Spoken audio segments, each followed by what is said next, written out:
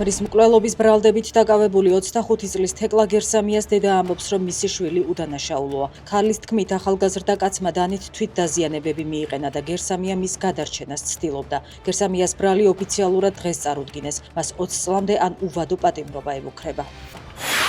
თუშეთში წოვათის ხეობაში რამდენიმე საათია ხანძარი მძვინვარებს. ინფორმაცია სოციალურ ქსელში ვრცელდება. საგანგებო სიტუაციების სამსახურის ცნობით, ცეცხლი ალპურ ზონაში ბალახს უკიდია და მიმდინარეობს ქრობის სამუშაოები.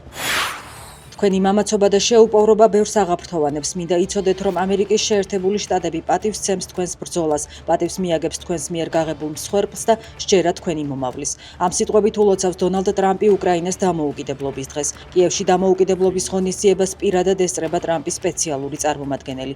კელოგს ზელენსკიმ დღეს პირველი ხარისხის დამსახურების ორდენიც გადასცა. უკრაინას ეროვნული დღესასწაული ჩინეთის პრეზიდენტმა მიულოცა. სი ძინპინის წერილში ნათქვამია, რომ ჩინეთი მზადაა უკრაინასთან თანამშრომლობისთვის, რათა ორმხრივმა ურთიერთობებმა ორივე ქვეყნის ერთს მეტი სარგებელი მოუტანოს. მილოცვების გარდა უკრაინა პარტნიორებისგან ახალ დახმარებებს იღებს. კანადის პრემიერმა შეიარაღების გაძლიერებისთვის უკრაინას 1 მილიარდის დახმარება დაუმტკიცა. ნორვეგია საჰაერო თავდაცვის სისტემების მისაწოდებლად $700 მილიონ გამოყოფს. ევროკავშირი კი ქვეყანას 4 მილიარდ ევროს გადასცემს.